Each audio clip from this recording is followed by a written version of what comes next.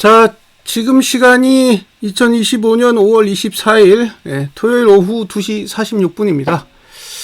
자, 이번 동영상은 코스피를 좀 볼 건데요. 뭐 야간 선물은 뭐 특별한 건 없어요. 그냥 소폭 내린 거 말고는 없는데, 어쨌든 소폭 내리면서 주봉 저가를 깰 수 있는 유리한 위치는 확보를 했다고 봐요. 자, 이제 봉에 대한 이야기를 좀 할 건데, 30분 봉을 보면 뭐 내려가고 있어요. 1시간 봉도 내려가고 있고.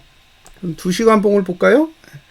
2시간 봉이 만약에 상승이 없다면 내려가야겠죠. 하루에 4개 쓰니까 2, 3, 4, 한 이 정도까지가 타겟이 되는 거죠. 2582 정도. 2582 정도가 타겟이 되는 거예요. 고 이하죠, 고 이하. 자, 이제 4시간 봉 보겠습니다. 4시간 봉은 아직 아무 일도 없어요. 아무 일도 없죠. 근데 5거래일 남았잖아요. 그럼 5거래일 남은 걸 한번 계산해 보자고요.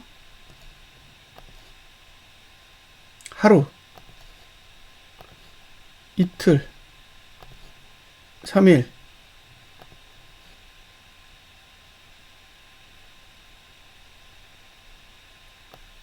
하루, 이틀, 3일, 4일, 5일이요. 딱 고점 찍는 자리까지 5거래일이 남았습니다. 5거래일이 남았어요. 그러면 여기 이제 데드 값이 보이죠? 여기 5개의 데드 값이 있어요. 자, 똑같이 하나, 둘, 셋, 수요일, 목요일, 금요일이에요. 그러면 데드가 난다면 어디까지다? 여기까지죠. 2465. 야, 이해되세요? 무슨 얘기인지? 그러니까 상승을 하든지 아니면 데드를 내든지 둘 중에 하나는 할 거 아니에요. 지금 상태에서 계속 위로 올라가. 데드를 안 내고 계속 위로 올라가는 방법이 있고, 데드를 내고 하락을 완성하는 방법이 있는 거예요. 그러니까 여기가 월요일, 여기가 화요일, 여기가 수요일, 여기가 목요일, 여기가 금요일이에요.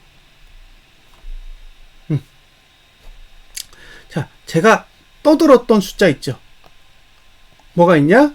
2654가 있고 2593이 있고 2515가 있어요. 그러면 이 세 숫자를 한번 표시를 해 볼게요. 자, 2593 이 숫자가 있고요. 그 다음에 2515예요. 자, 2515가 어딨냐? 여기 있죠? 자, 이제 조금 더 얘기가 달라지게 돼요. 2515가 오냐. 안 오면 어쩔 수 없고, 온다면 어떤 일이 벌어지겠어요? 자, 2515를 기준으로 보면 다 데드죠? 다 데드잖아요. 그러니까 2593으로 보면, 이 위에서 움직이면 데드가 날 일이 없어. 그렇죠? 그러니까 종가가 2593보다 높으면 데드가 날 일이 없다고요. 그 얘기는 2654로 간다는 얘기죠. 근데 종가가 2593보다 낮으면, 그죠? 그러면 2515 쪽으로 갈 확률이 높은데, 거길 가면 데드가 난다고. 이해되시죠? 그러면 데드나면 어디를 깨야 돼요? 2465를 깨야 되는 거죠. 이 아래를. 그러니까 2515를 간다는 얘기는 2465를 깬다는 얘기랑 똑같다라는 거예요. 똑같다. 이해되셨죠? 그러니까 이게 지금 하루하루 움직이는 거 보시고 데드가 안 나. 이게 데드가 안 나면 계속 상방인 거예요. 네. 데드가 안 나면. 후행 스팬이 데드가 안 나면 계속 상방이 된다. 라고 생각하시면 됩니다. 일봉은 볼 게 없죠. 일봉은 볼 게 없습니다. 자, 2465가 어떤 수치를 의미하느냐? 여기 데드. 그죠? 여기 데드 값이에요. 그러니까 240분봉이 데드 나면 일봉도 데드가 날 가능성이 높다는 거죠. 네?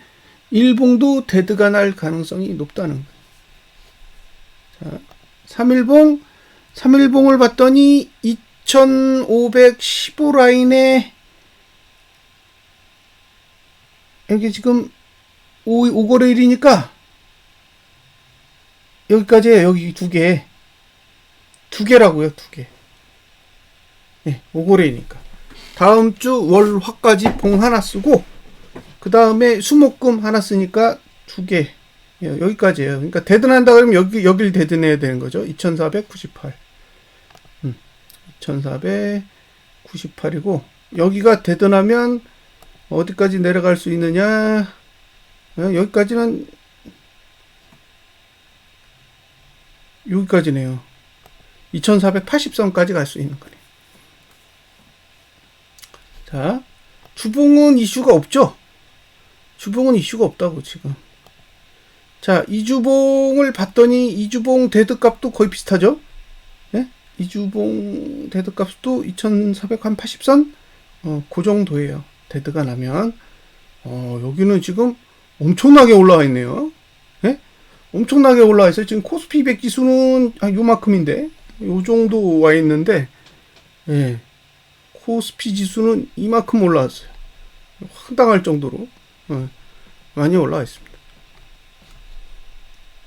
자, 여기까지 보셨죠? 네, 여기까지 보여드렸는데 그러면 이게 이제 일목이 아니라 띵글로 보면 어떻게 되는지 한번 보자고요. 네, 이 숫자들이 뭘 의미하는지. 자, 월봉으로 한번 볼게요. 월봉으로 봤더니 자, 2482 하단선이죠, 여기잖아요. 2482 하단선 정도 되는 거라고. 그리고 2465 정도는 지금 숫자로 보면 지금 TO 하단선까지 오는 숫자예요. 자, 다시 제가 이거를 이렇게 하고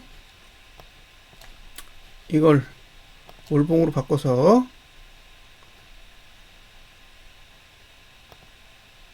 월봉으로 바꿔볼게요. 월봉으로 바꿔놓고 이거를 일목으로 바꿔놓고 4시간봉 4시간봉의 데드값이 대충 여기라는 거죠. 여기인데 요게 지금 보시면 딱 하단선이죠. 네? 보시면 월봉의 하단선이 요 자리잖아요. 그러니까 이게 무슨 얘기겠어요? 240분봉이 데드나면 월봉의 하단선까지 빠질 수 있다라는 거예요. 네? 240분봉이 데드나면 월봉은 하단선까지 내려갈 수 있다고. 그러니까 악재가 뜨느냐 마느냐가 가장 핵심 포인트겠죠. 악재가 안 뜨면 안 내릴 거 아니에요. 근데 악재가 떠가지고 만약에 240분봉을 데드냈다 그러면 월봉은 2460선까지도 충분히 내려갈 수 있는 여건이라는 거죠. 그래서 지금 핵심봉은 저는 이거라고 봐요. 여기 데드 안 나면 사세요. 여기가 데드 안 나면 사는 거지. 여길 데드 안 내면 여길 갈 일이 없잖아. 그러니까 데드 안 내면 매수 전략을 사용할 수 있다고 봅니다. 여기까지 이해가 되시죠? 자, 이걸 똑같은 논리로 코스피 200 지수로 보면요. 코스피 200 지수로 보면 얘는 어디까지 타겟이에요? 여기까지 타겟이잖아요. 여기. 근데 거기가 하단선이잖아요. 거기가 하단선이라고. 그러니까 이제 감 오시죠? 예? 데드 나면 여기까지 가는 거예요. 데드를 내면. 데드를 안 내면 못 가는 거지. 예? 그러니까 240분봉이 데드를 내느냐 마느냐, 악재가 뜨느냐 마느냐는 굉장히 중요한 정보라는 거, 그걸 일단 감안을 하셨으면 좋겠다는 거예요. 비슷한 수치입니다. 2460, 328 거의 비슷한 수치라고 보시면 돼요. 자, 이제 어떤 얘기를 좀 해드릴 거냐면 의도에 대해서 좀 이야기를 할게요. 자, 만약에 올라갈 생각이 있어. 네? 만약에 올라갈 생각이 있다라고 가정해 보자고요. 그러면 올라갈 생각이 있으면 봉을 어떻게 그릴까요? 네? 봉을 어떻게 그릴 거라고 생각하세요? 올라갈 생각이 있어. 네? 본인이 증시를 올릴 생각이 있다면 어떻게 하겠냐는 거예요.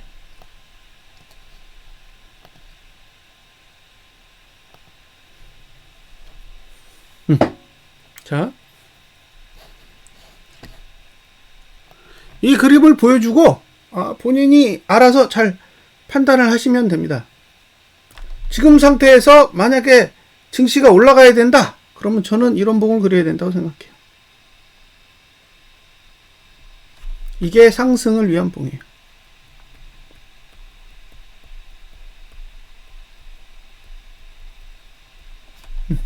하락하고 싶으면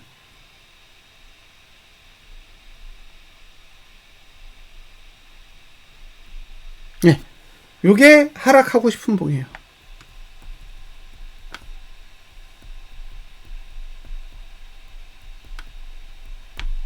네, 그러니까 지금 그림이 상승을 위한 봉을 그리는 건지 하락을 위한 봉을 그리는 건지 잘 판단을 하시면 됩니다. 자, 이 봉을 그리고 싶다 A, 이 봉을 그리고 싶다 B. 그럼 A면 어떻게 해요? 시가 찍고 이렇게 끝내야죠. 예? 요게 A예요. B는 이렇게 찍고 이렇게 해가지고 이렇게 빼겠죠. 이게 B입니다. 예. 이해가 팍 되시죠? 예? 이거 보면 이해 되잖아요. A인지 B인지 딱 보면 구분이 되잖아요. 그러니까 이건 상승 의도고 이건 하락 의도입니다. 그러면 이 봉을 그리려면 어떻게 그려야 될까요? 예, 계속 저가를 높여야 되는 거예요. 뭐가? 1봉이.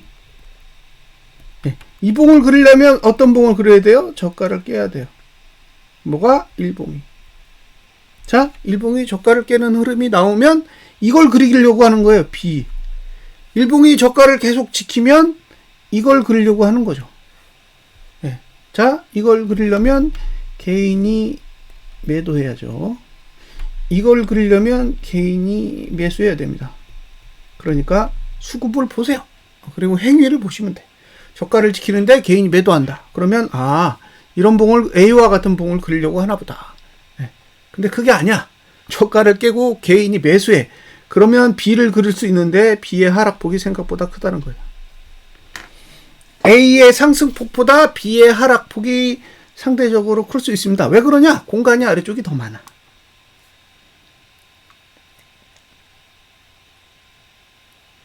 그쵸?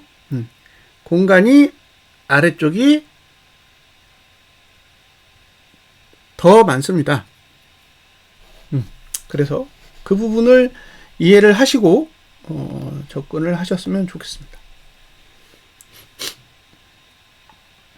그 다음에 추세 이야기를 조금 해드릴게요. 추세 이야기.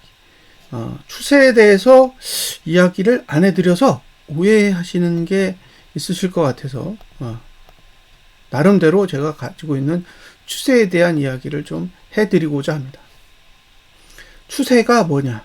추세는 눈에 잘 안 보이죠? 눈에 잘 안 보이기 때문에 오해하실 수 있어요.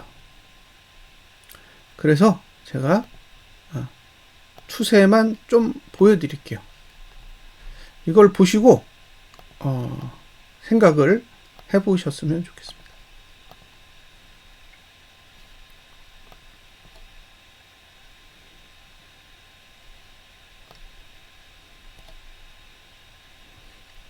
자,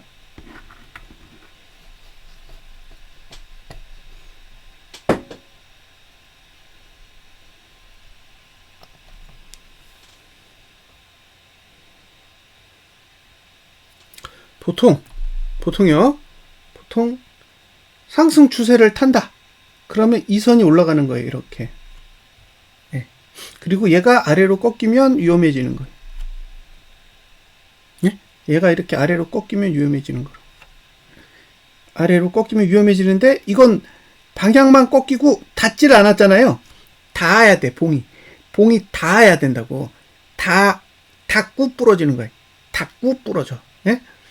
닿지 않고 부러지는 거는 좀 애매한 거고 닿아서 부러져야 된다고. 그러니까 요거는 애매한 거고 요렇게 하면 부러지는 거예요.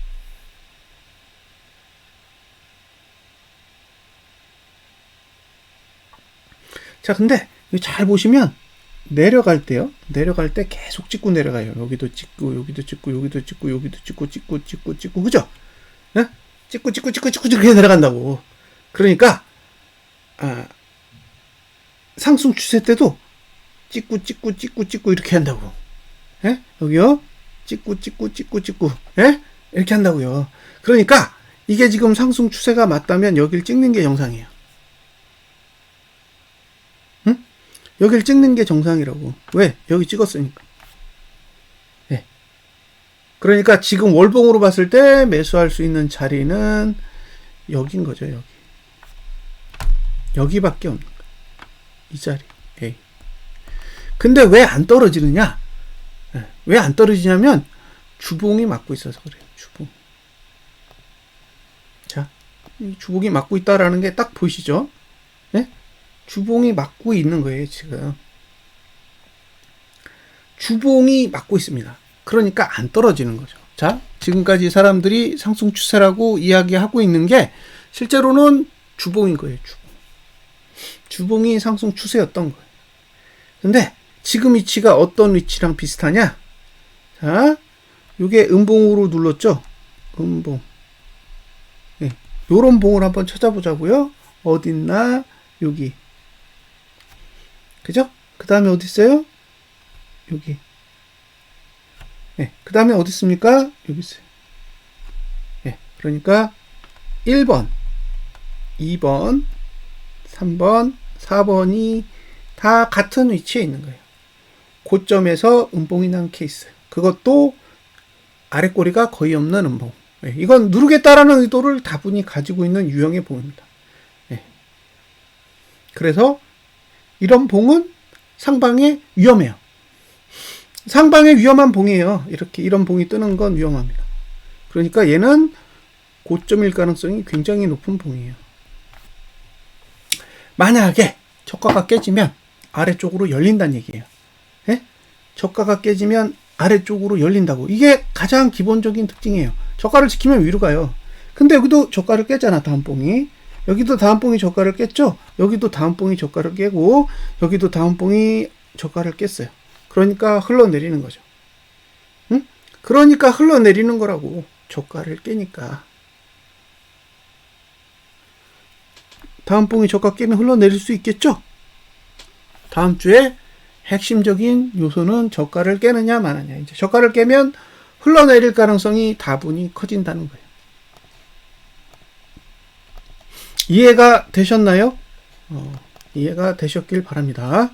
네, 그러니까 상승 추세가 무너지는 상황이 오고 있는데 여기서 개인이 매수하면 와르르 무너지는 거예요. 여기서 개인이 매수하면 와르르 무너진다. 이렇게 보시면 돼요. 자, 이제 의도에 대해서 조금 더 설명을 드릴 건데, 의도예요, 의도. 네. 그러니까 지금의 매트릭스를 가지고 어떻게 생각을 해야 되는지 가이드를 좀 드리겠습니다. 자, 여기서부터 여기까지는 연구관이 많아요. 그 얘기는 상승할 수 있다는 거지. 네.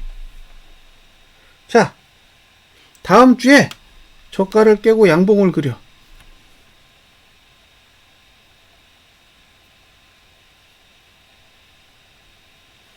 그러면 그 다음 봉이 종가 0, 저가 0이기 때문에 이렇게 올라갈 수 있어요. 그러면 상승 전환이 됩니다. 이해되셨죠? 예? 그러니까 다음 주에 양봉이 나고 그 다음 주에도 양봉을 내면 상승 전환이 되는 거예요. 그런데 다음 주에 아래로 내려 꽂아. 응? 다음 주에 이렇게 해서 이렇게 내려 꽂아요. 그러면 어떤 일이 일어나겠어요? 그 다음 봉이 저가를 깨기 쉽겠죠? 예. 그러면 하락이 계속 유지되는 거예요.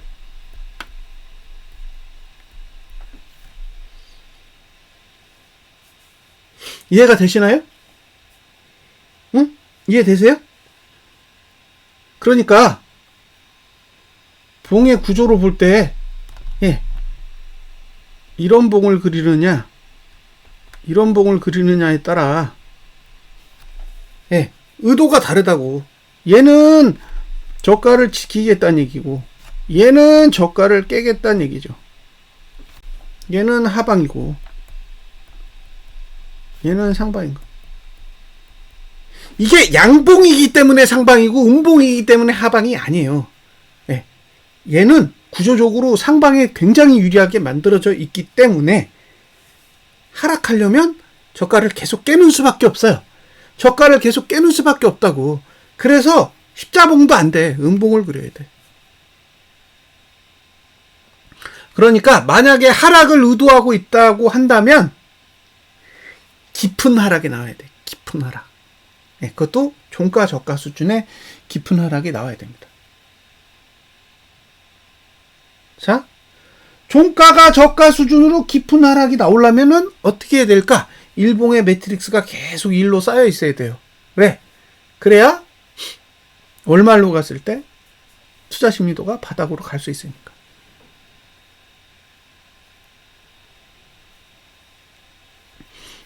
그래서 다음 주 주봉의 형태가 이거냐, 이거냐, 엄청 중요하다는 거예요. 단, 주봉 말고 그 아랫봉들은 다 아래예요. 그 아랫봉들은 다 아래를 봐.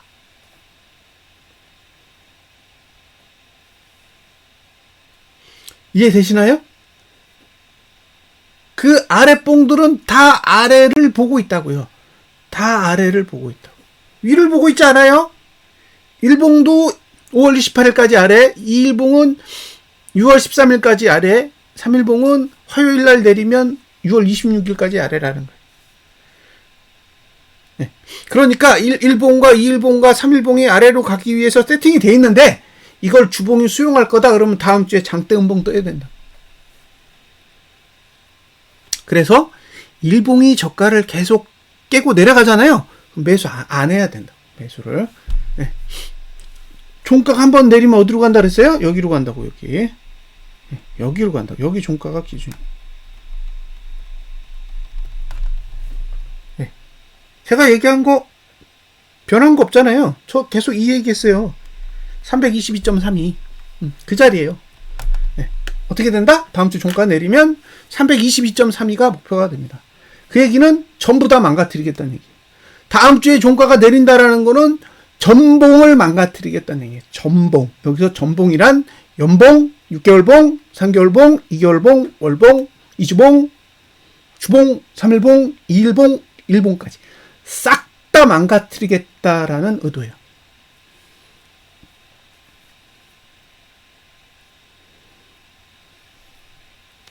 이해되셨죠? 그러니까 다음 주에 종가 내리면 안 돼요.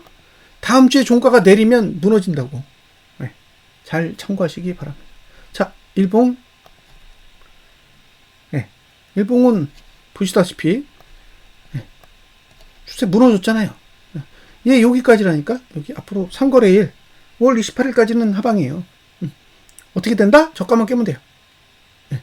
오늘 저가가 깨졌다. 그러면 저는 여기 깨질 거라고 봐요. 여기. 그러니까 오늘 저가가 깨진다라는 거는 주봉 저가가 깨진다라는 말이랑 거의 똑같겠죠. 오늘 저가가 깨진다라는 건 주봉 저가가 깨진다라는 말이랑 거의 똑같다. 외국인이 선물을 팔고 개인이 현물을 사면 그렇게 될 거라고 보는 거죠. 그러면 수요일까지 아래쪽으로 갈 확률이 높은데 수요일 안에 어쨌든 주봉의 저가만 딱 깨주면 하방이 유리한 환경이 된다는 거죠. 지금 일봉상 바닥이 어디냐? 여기에요, 여기. 여기입니다. 2540선이에요. 그러니까 저가를 깨면 계속 이쪽을 바라보는 거예요. 예? 일봉이 저가를 깨면 이 정도까지 바라본다고. 2540. 예. 2540이요. 한 이 정도 돼요. 지금 저가를 깨면 이 정도까지 바라볼 수 있는 환경이 된다는 거. 감안하시라는 거예요. 감안해서 보시라고. 이 정도까지는 계속 열려있는 거예요. 예. 근데 여기까지 가면 그 다음 목표가 여기가 되는 거예요. 2530선. 그래서 다음 주에 악재 뜨면 안 돼요. 다음 주에 악재 뜨면 많이 내릴 수 있어요. 왜냐? 억지로 올렸거든. 지금까지 주봉 밑에 봉을 가지고, 그러니까 주봉, 뭐 3일봉, 2일봉, 1봉 이런 봉 가지고 몇 달 동안 버텨왔어요. 근데 그게 힘이 다 사라졌어요. 싹 다 사라졌어요. 그리고 5거래일이면 월봉이 끝나요. 근데 월봉은 아래가 텅텅 비어있어. 어디까지? 2460선? 이 정도까지는 텅텅 비어있는 상태이기 때문에 악재 뜨면 갈 수 있어요. 그러니까 악재가 뜰 거냐? 기본적으로 악재가 뜰 거냐? 이 볼펜이 있을 거예요. 그 자리에. 여기 볼펜 있잖아요. 그러니까 2570에서 2550선 요 사이까지가 조정이 가능한 환경인 거죠. 뭐에 달렸다? 개인 수급이요. 그리고 일봉이 저가를 깨면 계속 저쪽으로 가는 거니까 일봉이 저가를 깨면 계속 이쪽으로 가는 흐름이 나올 거기 때문에 일봉이 저가를 깨면 매수하지 마세요. 일봉이 저가를 지킬 때만 매수하시는 거예요. 그리고 일봉이 저가를 깼는데 주봉의 저가가 깨졌다 그러면 더더욱 조심하셔야 돼요. 왜냐하면 주봉이 저가가 깨졌다라는 건 주봉은 한참 내려갈 수 있는 공간이 만들어져 있다라고 봐야 되기 때문에 더더욱 조심스럽게 접근하셔야 됩니다. 그러니까 지금이 단순하게 조정하는 거고 조만간 상승으로 갈 수 있다라고 생각하신다면 일봉이 저가를 지키는 흐름을 보여줄 거예요. 그게 아니라 일봉이 계속 저가를 깨는 흐름이 나왔다. 그러면 수상하게 생각하셔야 된다는 거. 자, 이평선을 보여드릴 건데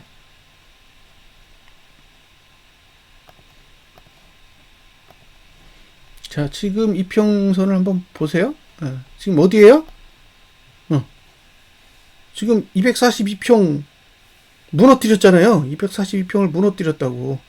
242평을 무너뜨리고 난 뒤에 나온 봉이 2봉이에요. 예? 2봉이라고. 그죠? 이날 몇 프로 빠졌냐? 3.39% 빠졌고, 이날은 1.89% 빠졌어요. 지금, 만약에 여기 무너지면, 와, 고민하셔야죠? 예? 고민하셔야 되잖아. 지금, 여기에 무슨 일이 벌어질지는 알 수 없어요. 그러니까 저가를 깨면 사지 말라고. 여기서 저가를 깨고 아니라 저가를 지켜야 사는 거예요. 저가를 지켜야 산다고. 저가 깨지고 저가 지켰잖아요. 이럴 때밖에 못 사. 저가 깨지면 계속 내려가는 거예요. 그러니까 저가를 깨면 사지 말라고요. 갭상승할 것 같으면 사. 그죠? 근데 갭상승이 아니면 그 다음날 저가를 지키는지 확인하시고 매수하셔야 된다. 그래서 저는 지금이 좋은 자리라고 생각하지 않아요. 그리고 5거래일 동안에 3거래일은 하락 시간대야. 월화수는 하락 시간대라고. 그러니까 월화수 안에 주봉의 저가를 깨버리면 월봉의 하단선까지 공간이 열린다라는 거고, 아까 말씀드렸다시피 3일봉은 데드 내려면 한참 내려가야 되잖아요.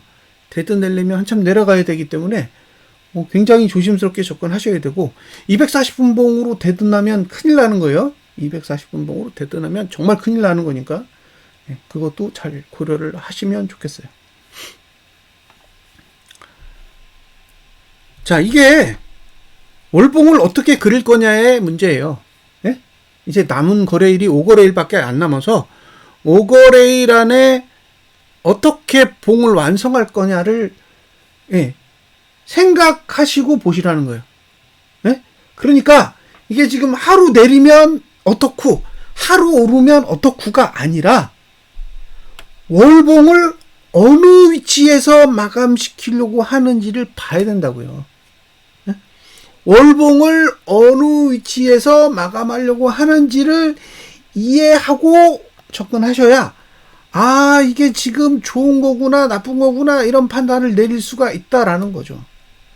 근데 그런 거 일체 없이 그냥 이렇게 되든 저렇게 되든 그러면 안 된다고요.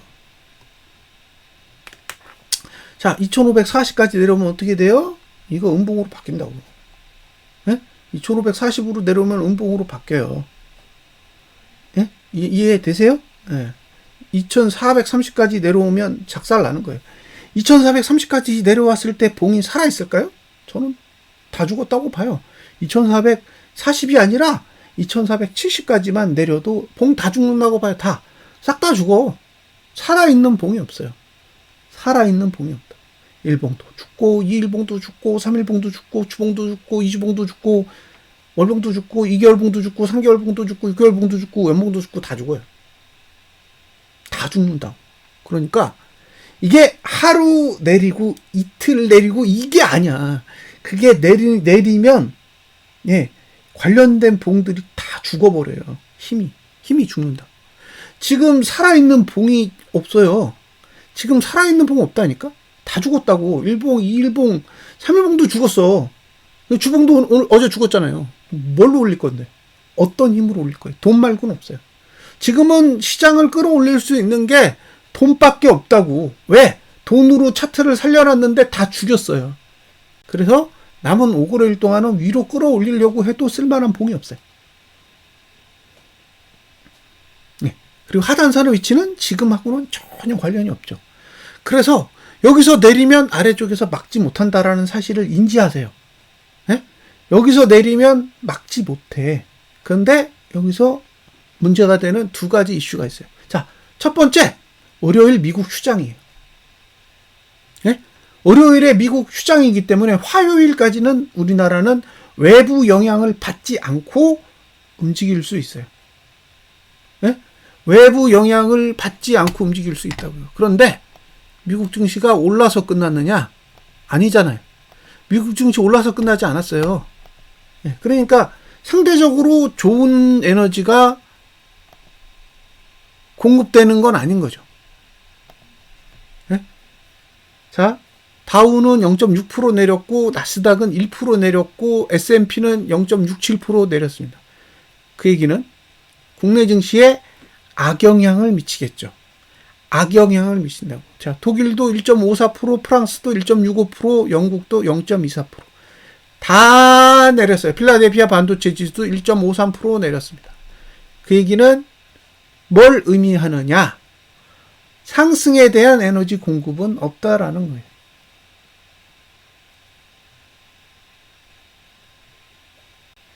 상승 에너지 공급이 없는데 월요일은 휴장이야. 그러면 월요일과 화요일은 외국인이 마음대로 움직일 수 있어요. 마음대로 움직일 수 있는데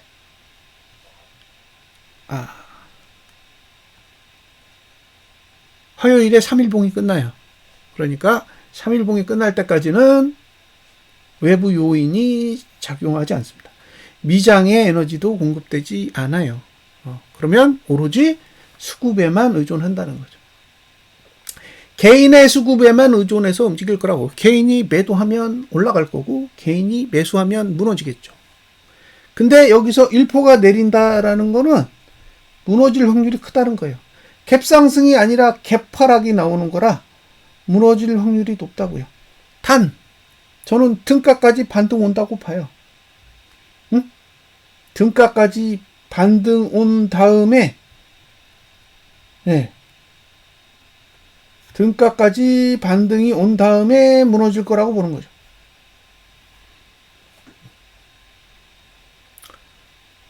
개인만 매수해 준다면 네. 내리기 좋은 환경이에요. 내리기 좋은 환경. 그리고 저가를 깨면 그 다음부터는 월봉의 아랫 공간을 쓰게 되죠. 주봉이 저가를 깬다라는 거는 월봉의 아랫 공간을 쓰겠다는 얘기고, 주봉이 저가를 지켜버리면 월봉은 아랫 공간을 쓸 일이 없어요. 주봉이 공간을 열어주지 않기 때문에. 그래서 주봉이 저가를 깨는 행위가 매수자에게는 굉장히 크리티컬한 환경이라는 거를 감안을 하셔야 됩니다. 자, 의도를 잘 파악을 하세요. 의도를. 네? 의도를 잘 파악을 하셔야 돼요. 지금 돈은, 저는 제가 봤을 때 돈은 거짓말을 하지 않았다고 생각해요. 네? 돈은 충분히 하방이야. 제가 보는 관점에서 돈은 하방으로만 집행되어 있어요. 상방이 아니라고. 하방이라고. 돈은 하방으로 집행되어 있기 때문에 하방으로 집행되어 있는 돈을 상방으로 바꾸려면 개인적으로는 불가능하다예요. 저는 불가능하다고 봅니다. 왜냐? 456인데 지금 5월 24일이에요. 이번 달 5거래일, 다음 달 19거래일 해서 총 24거래일 남았습니다. 그럼 24거래일 동안 매수로 청산해야 되는 돈이 분기는 8.5조고, 예, 그 다음에 단기 6개월 봉은 14.8조예요. 8.5조는 잘하면 가능하다요. 잘하면 가능하다. 근데 14.8조는 불가능해요. 제 기준에서 14.8조는 정리할 수 없다라고 생각합니다. 그래서 포기해요. 저는 얘기했잖아요. 상방을 포기한다고. 네. 욕을 얼마나 더 먹어야 될지 모르겠어요. 근데 깔끔하게 포기합니다. 깔끔하게 포기해요. 자, 작년 24년 1월 1일에서 5월 31일까지 2025년 1월 1일에서 5월 31일까지. 예. 한번 비교해 보세요. 여기는 17조 매수예요. 예? 여기는 17조 매수고 여기는 14.8조 매도입니다. 자, 이거 상방일까요? 외국인이 17조를 샀어. 예? 외국인이 17조를 샀다고요. 이거 상방이에요? 이거 하방이라고 생각하세요? 예? 이걸 하방이라고 생각하시면 이건 상방이 맞아. 근데 이게 상방이야. 예? 그럼 이건 하방이지. 그죠? 왜? 17조를 사도 안 올라. 근데 14.8조를 팔았는데도 올라. 이상하지 않으세요? 17조를 사도 안 올랐다니까. 네. 근데 14.8조를 팔았는데 올라. 그럼 매수해도 안 오르는 게 매도해서 올렸다는 거잖아요.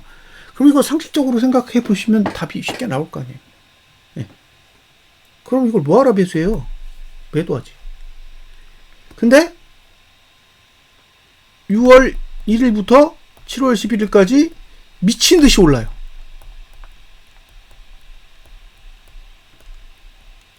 왜? 매수해놨으니까.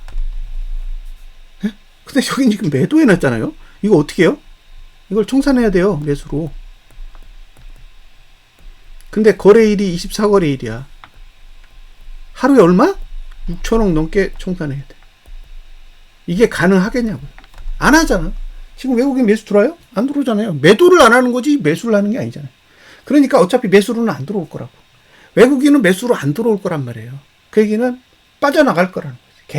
계속 빠져나가는 거예요. 조금 샀다가 많이 팔고 조금 샀다가 많이 팔고 이런 식으로 계속 빠져나갈 거라는 거예요. 저는 그렇게 보고 있어요. 그래서 올려놓고 파는 거기 때문에 올려놓고 파는 거잖아요. 그러니까 외국인 입장에서 손해보는 게 아니에요. 높이 올려서 파는 거니까. 떨어져도 괜찮아. 왜? 떨어져도 4월 9일자보다는 높아. 그래서 저는 미국 증시가 어떻게 움직일지는 모르겠지만 국내 증시는 답이 없다고 생각해요. 답이 없다고 생각합니다. 작년에 변동성이 지금 작년 고점 대비해서 지금까지의 변동성이 303에서 400이니까 80 아니지 97포 97포 정도 된다고 가정해 보자고요. 그러면 한 45면 90이잖아요. 그럼 48이에요. 48. 48이 절반이야. 그럼 303에서 48을 더하면 53입니다. 353. 아니 351인가? 303에서 48. 351이요. 그러니까 지금 증시가 351까지 올랐다라는 거는 변동성의 절반을 회복했다는 얘기예요. 그러니까 내려오는 동안 40조 팔았는데 절반을 회복하는 동안 한 게 아무것도 없어. 이해되세요? 예? 400 찍고 303 찍을 때까지 외국인이 매도한 돈이 얼마예요? 40조라고 40조. 40조를 매도했는데 절반이 올랐어. 그럼 20조는 청산해야지. 솔직히. 근데 안 하잖아요. 2조 샀잖아요. 2조. 예? 외국인 2조 샀잖아요. 그러니까 40조 팔고 2조 샀다고. 근데 절반이 올랐어. 그럼 앞으로 여기서 50호 더 오르면 2조만 더 사면 가겠죠? 그럼 400 가는 거잖아요. 그럼 외국인은 개인들은 막 돈 벌어서 부자 되고 있는데 외국인은 들고 있는 주식이 4조밖에 없어. 그게 가능할 거냐는 거예요. 저는 그게 가능하지 않다라고 보는 겁니다. 예. 그래서 지금의 상승이 제 기준에는 회광반조라고 보는 거예요. 회광반조. 예. 그리고 제 판단이 맞다면 월봉이 끝날 때쯤에 윗꼬리를 잔뜩 달 거라고 보는 거예요. 예? 월봉이 끝날 때쯤에 윗꼬리를 잔뜩 달고 내려온다라는 거죠. 그러니까 다음 주에 하락이 크게 오면 외국인이 이제 상승을 접고 하락으로 전환하려고 하나 보다라고 추측할 수 있는 거죠. 그게 의도니까. 예? 그게 의도라고요. 시간을 계속 끌면서 알려주지 않는 거예요. 이게 아래로 내려갈 거라는 사실을 알려주지 않는 거죠. 그리고 월봉이 만약에 윗꼬리를 달고 내려오면 다음 달에 다시 올라갈까? 네, 한번 생각해 보세요. 왜냐? 올라가는데 쓴 돈이 2조밖에 안 되기 때문에 내려오는 과정에서 만약에 2조 이상 매도를 해버리면 외국인은 올려야 될 이유가 없어요. 또 계속 매도 치는 거지. 그러면 40조에서 멈추지 않고 더 간다는 거죠. 더 많이 갈 수 있다는 거예요. 그래서 그런 부분들도 함께 고려를 해 주셨으면 좋겠습니다. 바닥이 2022년 7월 4일이에요. 외국인의 바닥. 여기서부터 2000 연말까지 9.8조를 샀나? 외국인이 아마 이 정도 샀을 거예요. 그리고 2023년도에 11.4조를 샀고 2024년도에 26조를 샀어요. 고점 찍을 때까지. 예. 그럼 이걸 더해보세요. 9.8, 11.4, 26. 그러면 1 올라가고 7이죠? 7. 그러면 47.2조예요. 그죠? 47.2조로. 그러면 외국인의 매수 총액이 47.2조라는 거예요. 이게 매수 총액이에요. 예. 그러면 2024년도 7월 12일부터 현재까지 한 40조 되지 않나요? 40조? 아니면 39조? 이 정도 되는 거예요. 그러면 요 갭이 얼마예요? 한 8조 정도 되는 거죠? 예. 그러니까 외국인이 여기서 8조를 더 던지면 다 무너지는 거죠. 다. 2022년도 저점까지 싹 다 무너질 수 있는 돈이 8조인 거예요. 근데 2022년도 저점이 얼마예요? 278이죠? 278이 저점이에요. 지금 얼마예요? 344? 344. 그러면 빼보세요. 6, 3, 66포죠? 그럼 66포 빼는데 필요한 돈이 8조라고. 이 정도만 매도하면 된다는 거예요. 이런 계산이 나와요. 산술적으로 66포인트를 빼는데 필요한 돈이 8조예요. 근데 여기서 50포 올리는데 필요한 돈은 얼마예요? 40조지. 네. 그러면 66포인트 빼는데 8조를 투자할 거냐? 50포인트 올리는데 40조를 투자할 거냐는 외국인이 결정을 해야 되겠죠.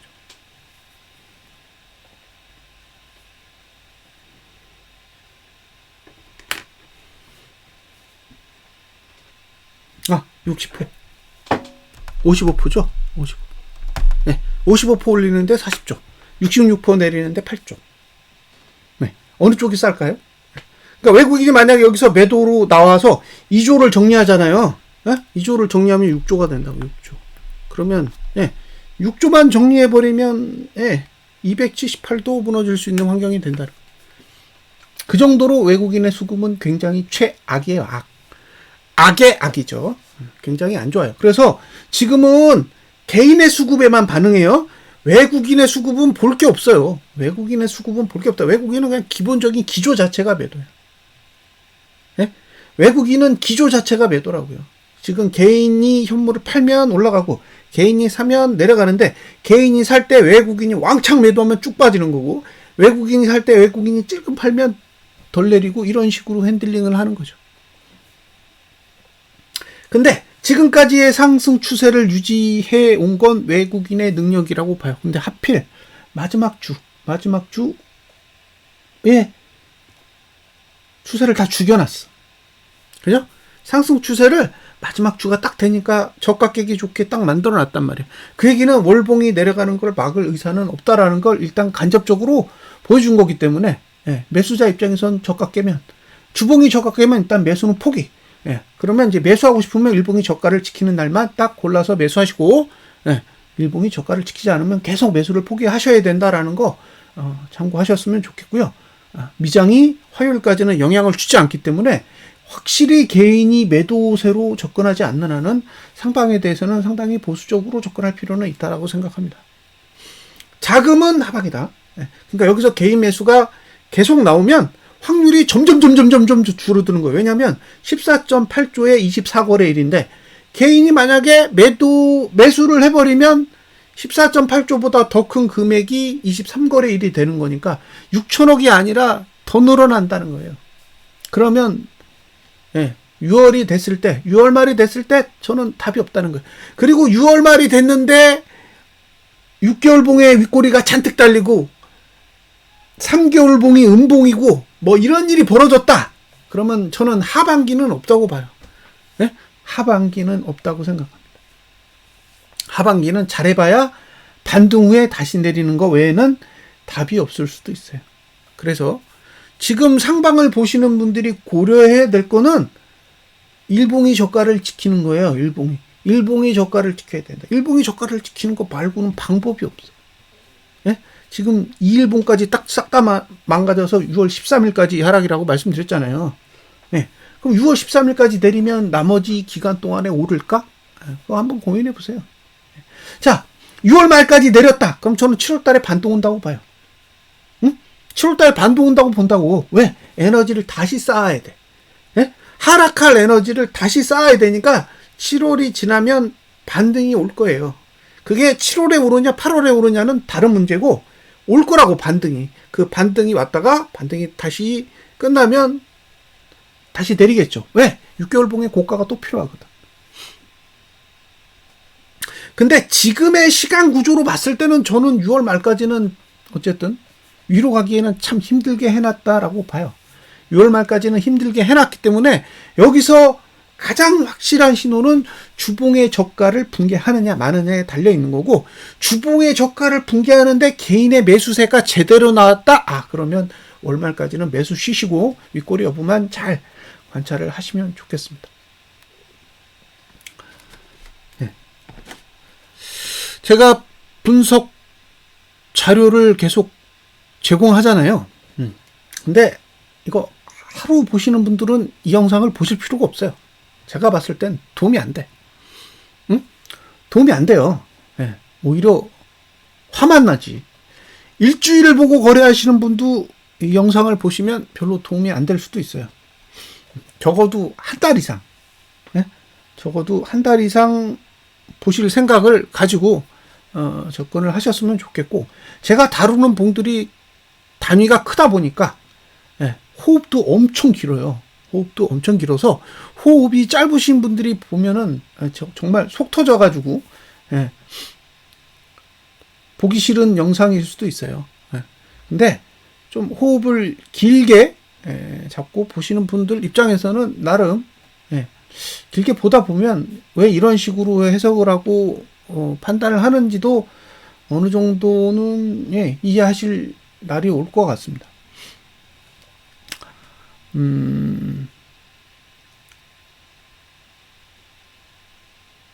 왜 상방을 포기하는지 그 이해 안 되시잖아요. 예? 왜 347 위에서는 매수를 하면 안 되는지 그것도 이해 안 되시잖아요. 예? 353을 가도 매수하면 안 된다 그러잖아요. 차라리 고보스를 모아가라고 얘기하지 상방 보라고 권유하지 않잖아요. 저는 343을 넘는 순간 347을 넘어가면 올해는 매수하면 안 돼 라고 그냥 떠들죠. 근데 올라가고 있는데도 계속 그런 소리를 하니까 솔직히 투자자 입장에서는 화나는 거예요. 왜 상승장에서 저런 소리를 하지? 왜 347을 넘어가면 사지 말라고 뜯어말리지? 네. 그게 그분들 눈에는 안 보이는 거예요. 네. 그분들 입장에서는 안 보여요. 안 보이니까 제가 무슨 얘기를 해도 소용이 없는 거지. 본인들 눈에 안 보이는데, 그쵸? 네. 본인들 눈에 안 보이는 걸 제가 아무리 떠들어 봐야 이게 소용이 없는 거죠.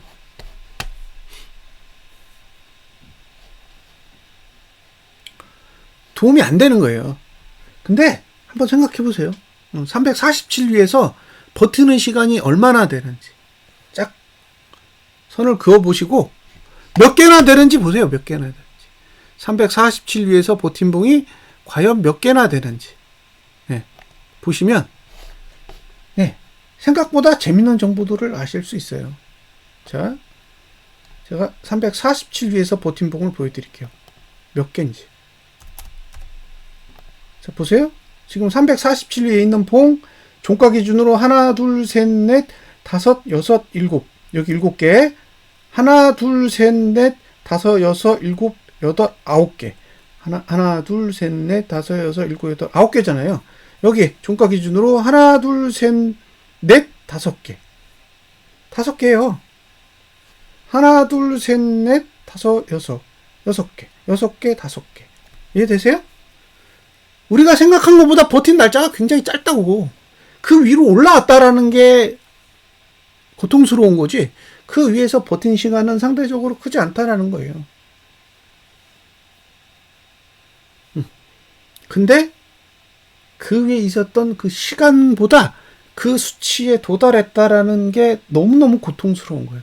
그러니까 그 고통을 견디지 못해서 방향을 바꾸거나 포기하거나 그런 일들이 발생하는 거죠. 정작 347 넘어가면 그냥 고보스를 담으면 되는 거잖아요. 347을 넘어가면 그냥 고보스를 담으면 되는 거잖아요. 2월 달에도 담으면 돈을 줬고 3월 달에도 담으면 돈을 줬고 지금도 담으면 돈을 주잖아요. 근데 무슨 얘기를 하냐? 망했다라고 하는 거예요. 망했다. 자기 계좌를 바라보고 있으니까 그런 생각이 드는 거죠. 자, 저가를 깨면 아래쪽 공간을 쓸 겁니다. 이 아래쪽 공간을 쓸 거예요. 저가를 깨면. 그 얘기는 242평선 아래쪽에서 움직일 가능성이 높다는 거예요. 242평선은 계속 내려갈 겁니다. 이거 계속 내려갈 거예요. 네.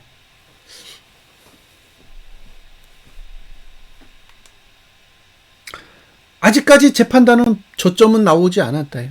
저점은 나오지 않았다. 하지만 추이는 계속 지켜봐야 되는 거죠. 제 판단을 상대방에게 강요할 수는 없습니다.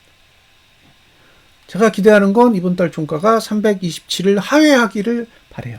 327만 하회하면 저는 아무런 문제가 없다고 생각해요. 303이라는 숫자는 의미가 없어. 327만 하회하면 303은 다시 볼 가능성이 엄청 높아진다고 생각하시면 돼요. 왜? 6월 달에도 내릴 거니까.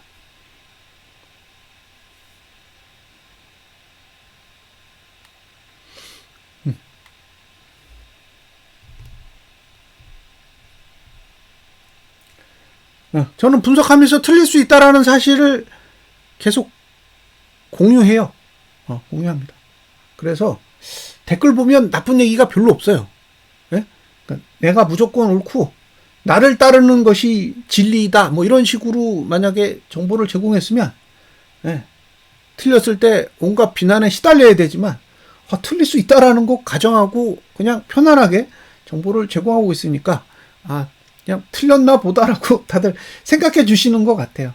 근데 하루 이틀 틀리는 게 문제가 아니라 전체적인 흐름에서 지금 어떤 의미를 가지고 있고 지금 상승한 게 얼마든지 다시 되돌아갈 수 있는 여지가 있는지 이런 부분까지도 다 검토를 해서 의견을 드리는 거고, 그 다음에 복만 보는 게 아니잖아요. 시간에 대해서 또 계속 얘기해 드리잖아요. 어느 시간까지 어느 지수, 어느 시간까지 어느 지수, 고가, 저가, 종가가 어떻게 그려지면 상방이고 어떻게 그려지면 하방이고 그런 정보들도 다 정리해서 제공하고 있으니까 전체적으로 좀 검토를 해보시고 생각을 좀 하셨으면 좋겠어요. 그러니까 누구의 이야기를 일방적으로 믿는 게 아니라 상대방의 이야기에 기본적인 논리 구조가 어떻게 되어 있는지를 파악을 하시고 그 논리 구조를 가져다가 본인의 생각과 비교해보고 나름대로의 판단을 내리시면 좋겠습니다. 이번 달 종가가 327 아래로 내려가면 다음 달부터 라이브 하겠습니다. 그리고 라이브를 하게 되면 그러니까 지금 제가 과거와 약간 다르게 접근하는 거는 전체적으로 보려고 계속 노력을 하고 있어요. 그러니까 차트만을 보는 게 아니라 차트와 돈과 뭐 이렇게 여러 가지 요소들을 다 결합해서 보려고 노력을 하고 있기 때문에 확률을 높이고자 하는 게 아니에요. 피해를 줄일 수 있는 방법을 찾는 거지. 그러니까 차트가 가는 걸 방해하는 요소들을 찾아내는 거예요. 지금 제 목표는 그거예요. 차트를 분석해서 차트가 옳다 그르다라는 걸 설명하려고 하는 게 아니라 차트가 흘러가는 데 있어서 외부적인 요인과 어떻게 연관을 짓고 있는지를 이해하기 위해서 지금 계속 접근을 하고 있는 거고, 그 외부적인 요인들이 다 파악이 돼서 어느 정도의 영향력을 판단 내릴 수 있다면 차트 분석에서도 생길 수 있는 다양한 오류들을 개선할 수 있지 않을까라는 기대를 하고 있습니다. 전체를 이해할 수 있는 방법은 없다고 생각해요. 근데 나름대로 필요한 구간에서 이해할 수 있는 방법을 찾고 싶은 거죠. 그리고 그 방법이 찾아지면 그 방법을 중심으로 사람들, 투자자분들에게 소개를 해주고 싶은 거예요. 그럼 아무 때나 거래하는 게 아니라 그런 구조가 나왔을 때만 거래하면 되는 거잖아요. 그러니까 저점, 고점에서 나오는 징후들만 쫙 찾아가지고 그 위치에서 레버리지를 살 건지 고포스를 살 건지만 판단하면 되는 거잖아요. 그러니까 중간은 다 버리는 거야, 그냥. 올라갈 때, 내려갈 때 중간은 싹 다 버리고 저점, 고점 영역만 딱 오면 그 상황에서 변화가 일어나는 그 힌트들을 찾아서 그런 것만 정보 제공하고 싶은 거죠. 그래서 계속 그런 부분만 찾고 있습니다. 뭐 잘 되면 뭐 투자자분들에게 도움이 되겠죠. 근데 안 되면 어쩔 수 없는 거예요. 그건 제 능력의 한계이기 때문에. 그래서 라이브를 하게 되면 주로 저는 투자자분들이 보유하고 있는 주식을 분석해 보려고 해요. 왜냐하면 제가 분석할 수 있는 건 지수예요. 지수. 저는 굉장히 지수에만 적합하도록 훈련이 되어 있는 사람이라 종목이랑은 좀 다르거든요. 그러니까 제가 종목을 따로 추천해가지고 분석한다는 것 자체는 좀 어불성설인 것 같고, 오히려 보유하고 있는 주식의 환경들을 분석해주는 그런 시간을 좀 마련해 보고자 합니다. 그래서 뭐 지난번에 연초에 유한양에 어떤 분이 그거 분석해달라고 해드렸는데, 그때 제가 했던 말 기억하실 거예요. 그분 이거 10만원대까지 간다고. 유한양행 10만원대까지 간다고 가잖아요. 가죠? 제가 그때 그 얘기 했어요. 팟이라고. 오르면 팟이라고. 그때 13만 6천원까지 보인다 그랬나? 그래서 재수 좋으면 거기까지고 가면 알아서 팟이라고. 그리고 절대 사지 말라 그랬어요. 절대 사지 말라 그랬어요. 팟이면 진짜 그거 운이 좋은 거고 내려갈 확률이 훨씬 크기 때문에 사지 말라 그랬는데 지금 10만 4천원이에요. 이런 얘기들을 해드리고 싶은 거예요. 그러니까 봉이 가지고 있는 전체적인 구조를 설명해드리고 그 구조 안에서 지금 위치가 어느 정도고 단기적으로 어떤 봉을 봐야 되고 장기적으로 어떤 봉을 봐야 되는지 이런 전략들을 좀 설명해주는 그런 시간을 가져보고자 합니다. 근데 그 전에 제가 분석한 게 의미가 있어야 돼. 그래서 의미가 없으면 안 하는 게 맞겠죠. 도움이 안 될 거니까. 제가 지수가 내렸을 때 분석을 하겠다라는 이유는 적어도 제가 분석하는 방법이 의미가 있다라는 걸 시청하시는 분들이 동의해 주셔야 돼요. 그래야 저도 분석을 하죠. 의미도 없는 분석을 할 필요는 없다라는 거예요. 그래서 라이브를 하게 되면 주로 하게 될 거는 지수를 분석하는 기본적인 기술에 대해서. 그러니까 제가 차트를 해가지고 시황이 이렇게 된다 이런 건 필요 없어요. 그거는 그냥 매일매일 영상 올리는 거 보시면 돼요. 근데 그게 아니라 어떻게 접근해서 바라보는지를 설명해 드리려고요. 그러니까 포인트가 나는 이렇게 분석한다가 아니라 이렇게 접근해야 된다라는 걸 알려주고 싶은 거예요. 봉을 볼 때 어떻게 봐라. 예. 어떻게 바라보고 생각하고 판단해야 되는지를 그 방법을 계속 반복해서 알려드리려고 하는 겁니다. 그리고 그냥 그렇게 설명하면 별로 도움이 안 되니까 본인들이 보유하고 있는 주식 있죠. 보유하고 있는 주식을 기준으로 해가지고 분석을 하는 거예요. 투자자가 가지고 있는 주식을 가지고 분석하면 얼마나 와닿겠어요. 제가 뭐 코스닥 150, 뭐 코스피 200 분석해봐야 와닿지도 않아.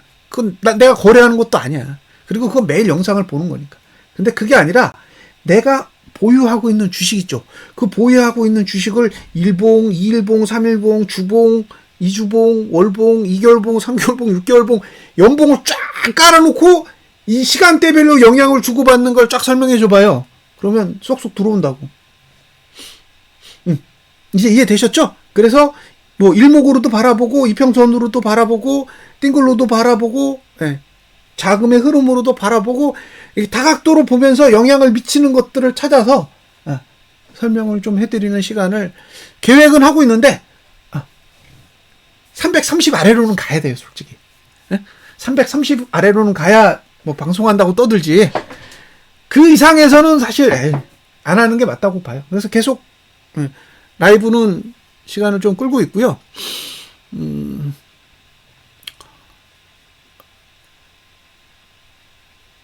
지수가 내리면 라이브 공지는 따로 해드리도록 하겠습니다. 주말 잘 보내세요. 감사합니다.